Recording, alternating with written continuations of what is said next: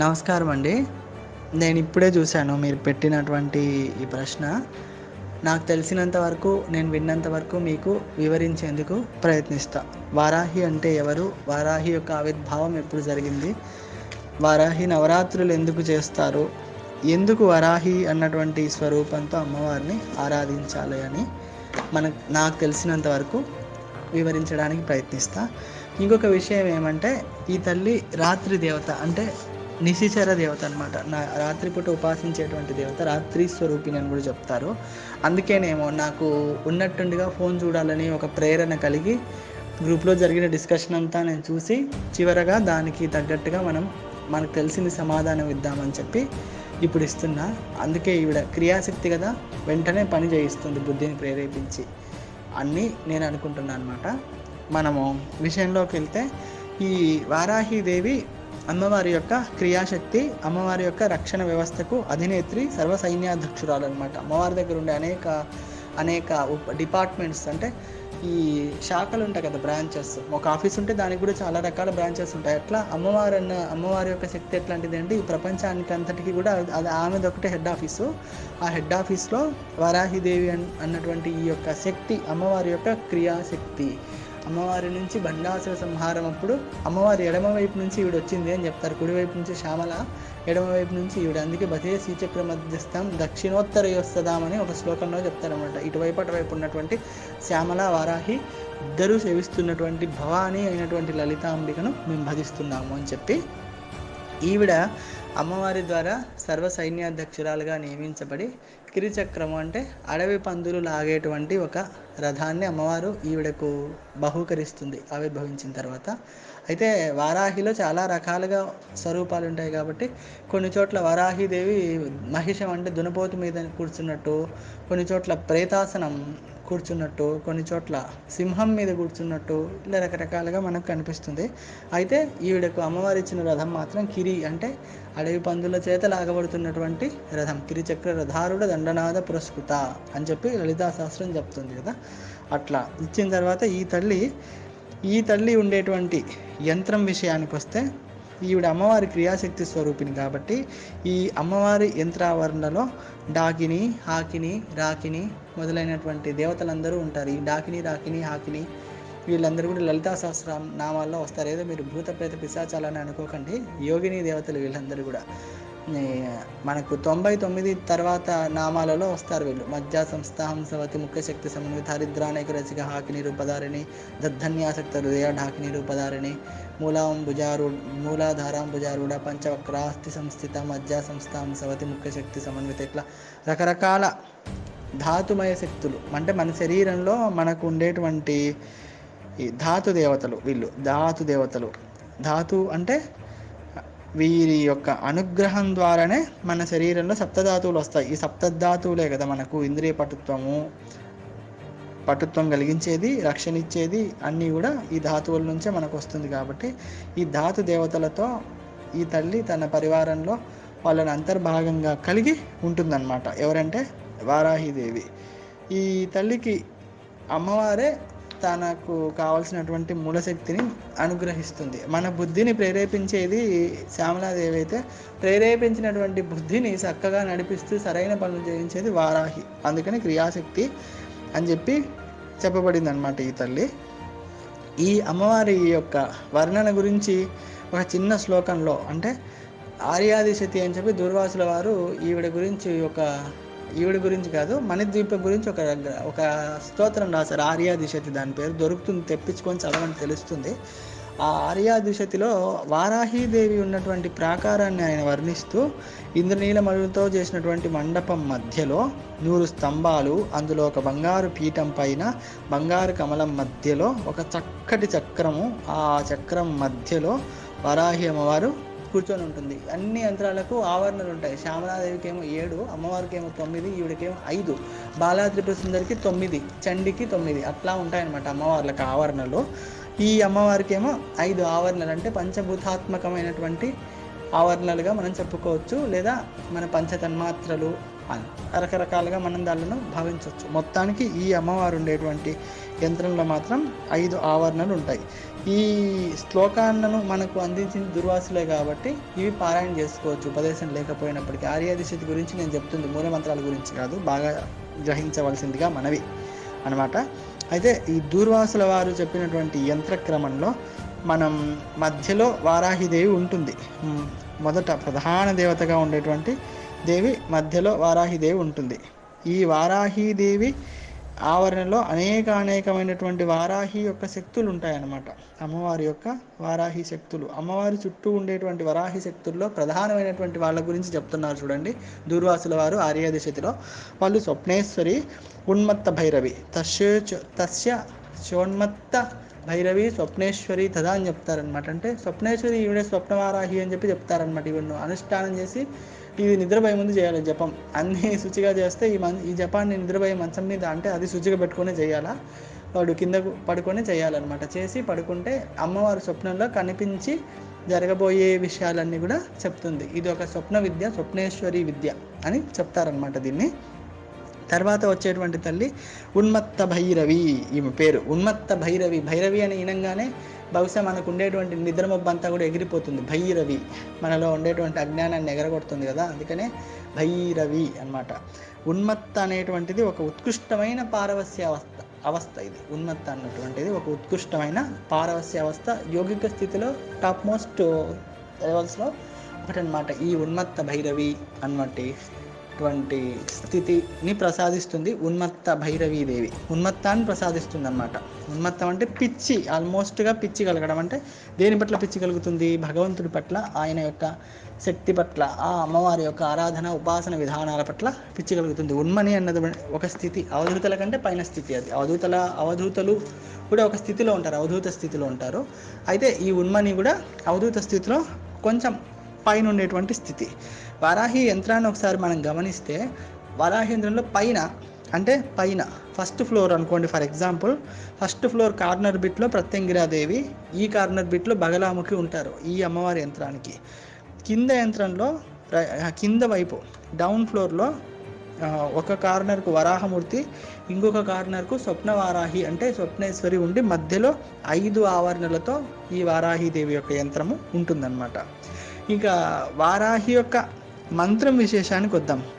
మంత్రం అంటే ఎన్ని అక్షరాల మంత్రం, ఏమి ఆ మంత్రంలో ఉండేటువంటి విశేషము అన్నది ఇప్పుడు తెలుసుకుందాం అన్నమాట.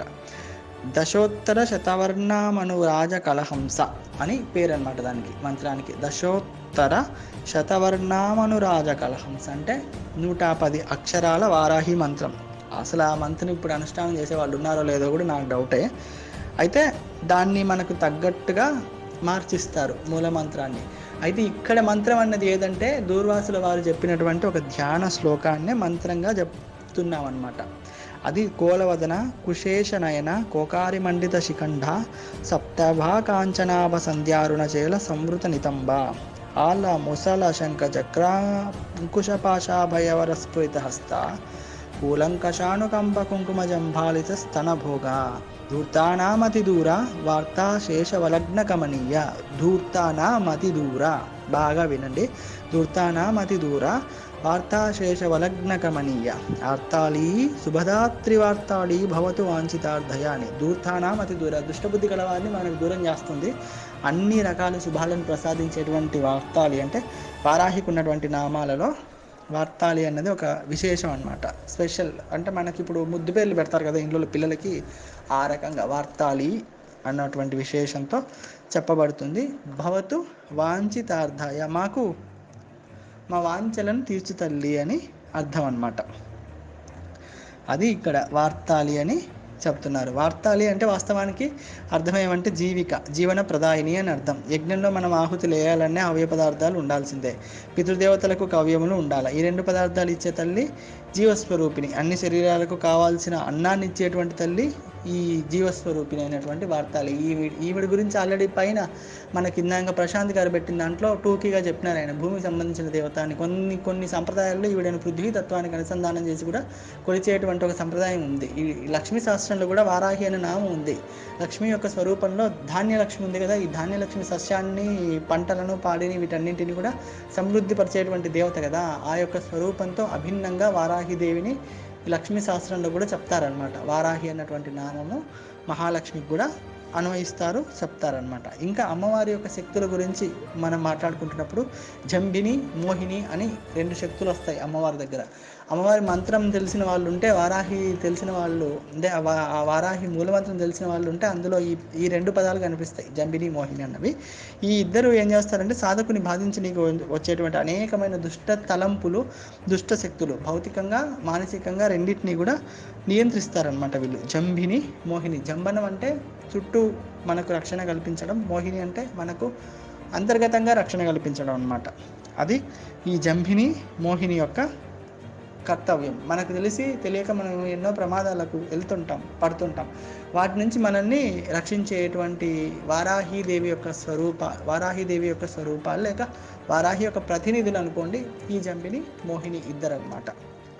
ఇంకా ఇప్పుడు అమ్మవారి దగ్గర ఉండేటువంటి అనేక భైరవుల గురించి తెలుసుకుందాం అనమాట. అమ్మవారి దగ్గర పరివార దేవతల గురించి మాట్లాడుతున్నాను కదా, అందులో అసితాంగ, రురు, చండ, క్రోధ, ఉన్మత్త, కపాల, భీషణ, సంహార భైరవులు. వీళ్ళు 8 మంది అందరి దగ్గర ఉంటారు. అయితే వారాహికి మాతృకా మండలంలో అనుసంధానం చేయబడినటువంటి భైరవుడు ఎవరంటే ఉన్మత్త భైరవుడు. అశ్వవాహనం, ఆయన దగ్గర గుర్రం ఉంటుంది, గుడ్డి గుర్తిగా. అష్టభైరవుల ఫోటోలు ఎప్పుడైనా చూస్తే వారాహి దగ్గర ఏ భైరవుడు ఉంటాడంటే గుర్రం మీద ఏ భైరవుడు అయితే కూర్చుంటాడో ఆ భైరవుడే వారాహి దగ్గర ఉంటాడనమాట, ఉన్మత్త భైరవుడు. మనకి ఇందాక ఉన్మత్త భైరవ్ వచ్చింది కదా, అట్లాగే ఉన్మత్త భైరవ్ అంటే వారాహినే.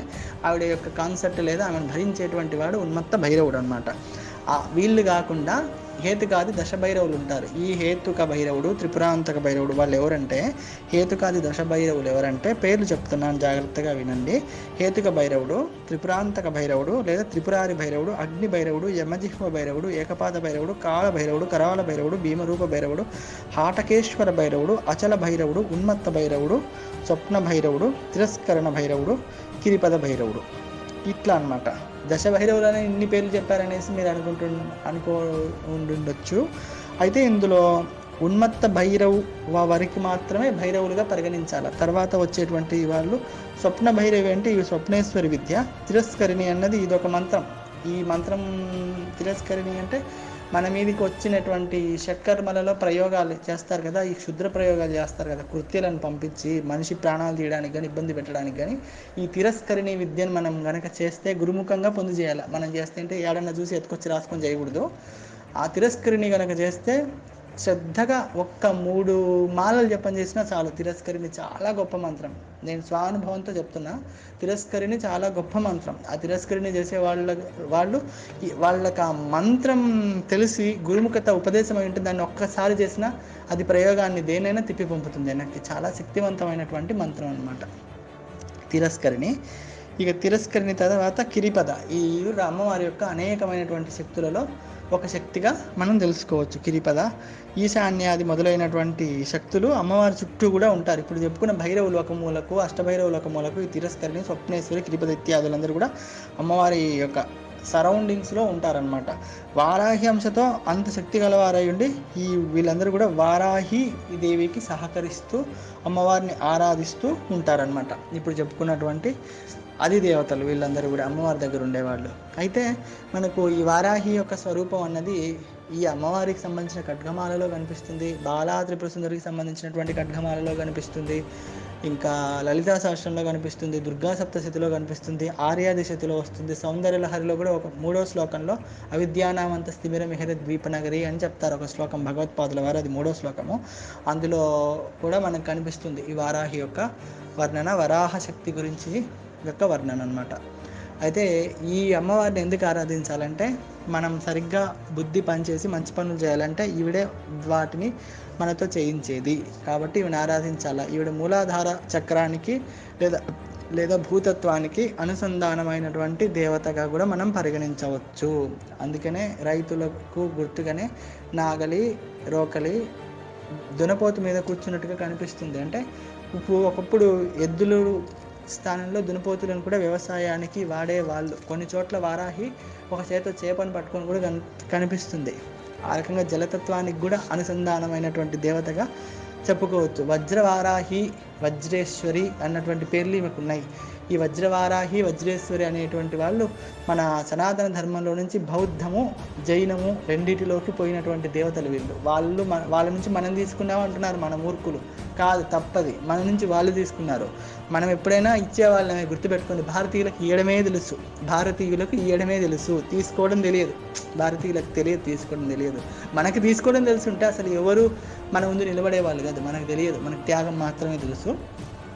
అట్లా మన నుంచి పోయినారు వాళ్ళకి. ఈ స్వప్నేశ్వరి, వజ్రేశ్వరి, వజ్రవారాహి అయితే ఈ రెండు పదాలు చిన్నమస్తాదేవి విద్యలు కూడా సూచించబడతాయన్నమాట. వజ్ర అన్నటువంటి శబ్దం చిన్నమస్తా యొక్క ఉపాసనలో కూడా మనకు కనిపిస్తుంది.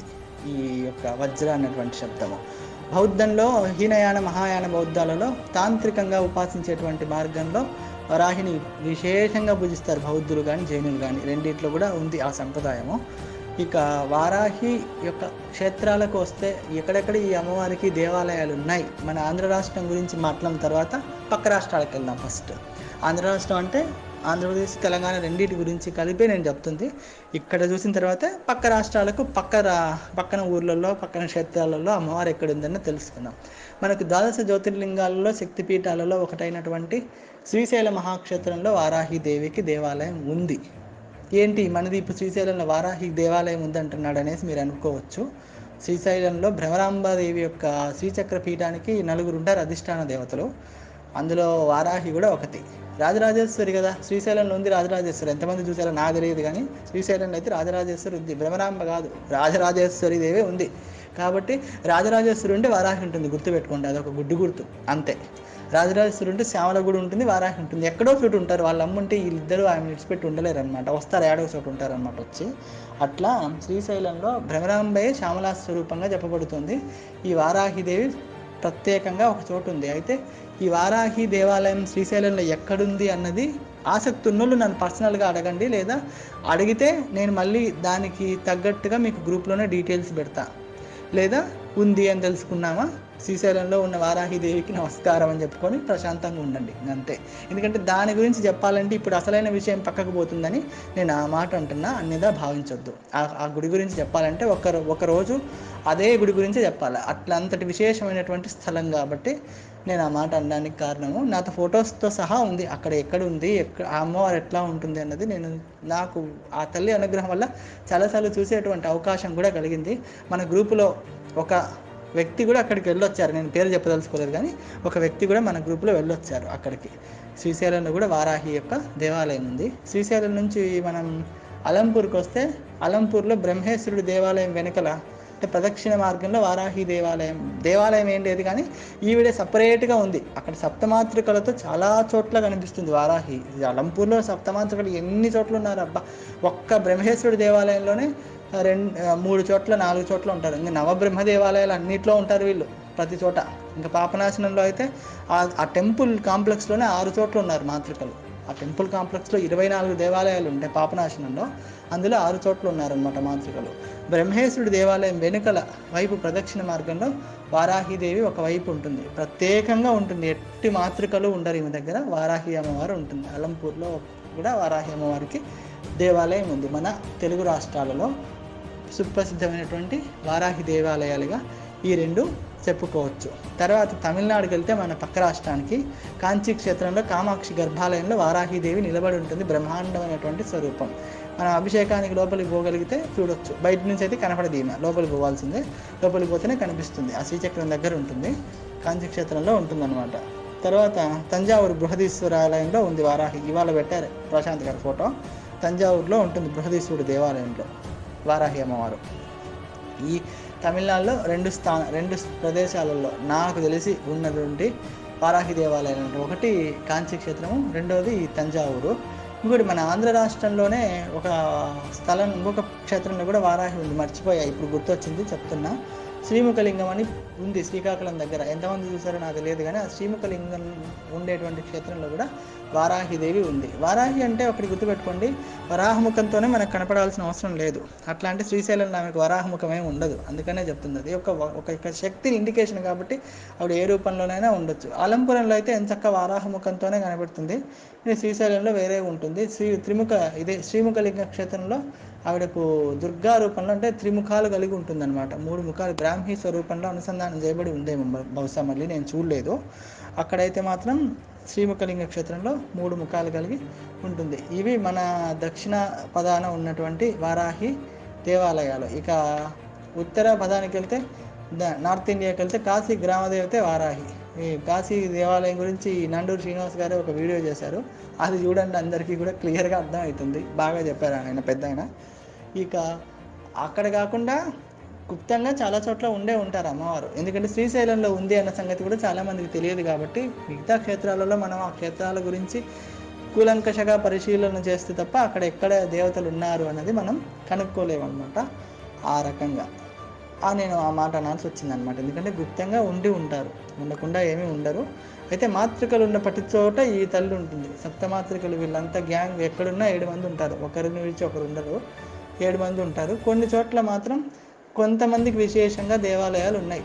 వారాహికి చెప్పుకున్నట్టే కొన్ని చోట్ల కౌమారికి దేవాలయాలు ఉన్నాయి, కొన్ని చోట్ల వైష్ణవికి, కొన్ని చోట్ల బ్రాహ్మికి, ఇట్లా అనేక రకాలుగా అమ్మవారిని ఆరాధించడం, ఉపాసించడం అనేది మన భారతీయులకు ఋషుల అనుగ్రహం ద్వారా అనాది కాలం నుంచి ఉంది. అయితే ఈ ఆషాఢ నవరాత్రులు అన్నవి ఎట్లా చేస్తారంటే, ఆషాఢ మాసం పాడ్యమి మొదలుకొని నవమి వరకు చేసేటువంటి సంప్రదాయము ఉంది. ఆషాఢ మాసం పాడ్యమి మొదలుకొని పౌర్ణమి వరకు చేసేటువంటి సంప్రదాయము ఉంది. 2 ఉన్నాయన్నమాట. ఇవి గుప్త నవరాత్రులు కాబట్టి దేవీ నవరాత్రులాగా ఫ్లెక్సీలు కట్టి డెకరేషన్లు చేసి ఊరేగింపులు చేసి ధూమ్ ధామ్ అని చేయరు. రాత్రిపూట మాత్రమే చేస్తారు. బాగా గుర్తుపెట్టుకోండి, ఈ రాత్రి పూజనే ప్రధానం. ఆషాఢ నవరాత్రుల్లో రాత్రి పూజనే ప్రధానం. ఈవిడ రాత్రి దేవతే వారాహి అన్నటువంటి దేవి. శ్యామలాదేవి మళ్ళీ ఆవిడ ఉపాసన వేరు, ఆవిడ యొక్క పద్ధతి వేరు. కానీ వారాహికి రాత్రి వేళ ఉపాసన చేస్తారు చాలా మటుకు కూడా. ఇంకే వీడకు రాత్రే తర్పణాదులు హోమాదులు ప్రీతి అనమాట. రాత్రి సంచార దేవత కాబట్టి వారాహి స్వరూపాలలో కిరాత వరాహి అని, స్వప్న వారాహి అని, స్వప్నేశ్వరి అని, వజ్రవారాహి అని అనేకమైనటువంటి రూపాలు ఉన్నాయి. కిరాత వారాహి అంటే గుర్తొచ్చింది, శ్రీశైలం అడవులలో కిరాత వారాహికి కూడా దేవాలయం ఉంది. అది నేనైతే చూడలేదు, ఉంది అన్నటువంటి సంగతి మాత్రమే విన్నాను పెద్దల ద్వారా. అక్కడికి పోవాలంటే ఉపాసకులకు తప్ప మాపోటి సామాన్యమైన మానవులకు అసాధ్యం అంట. ఎందుకంటే ఆ దారి అంతా కూడా సర్పాలు రక్షిస్తూ ఉంటాయని చెప్తారనమాట.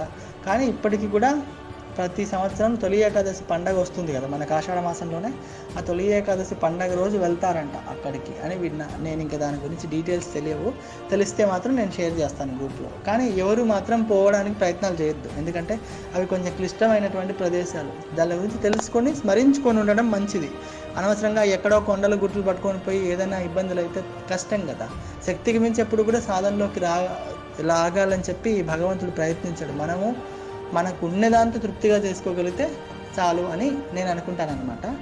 అట్లా శ్రీశైల అడవులలో ఈ కిరాత వరాహి కూడా ఉంది అన్నమాట. ఆ రకంగా ఈ వారాహి దేవిని ఉపాసించడం అన్నది ఉంది. అయితే ఇంతకాలము కేవలం ఉపాసకులకు మాత్రమే వారాహి దేవి తెలుసు. కానీ ఇప్పుడు టీవీల పుణ్యమా, వాట్సాప్లో పుణ్యమా, ఫేస్బుక్లో పుణ్యమా అని చెప్పి అందరికీ అమ్మవారి పరిచయం అయింది. అందుకు మంచిదే.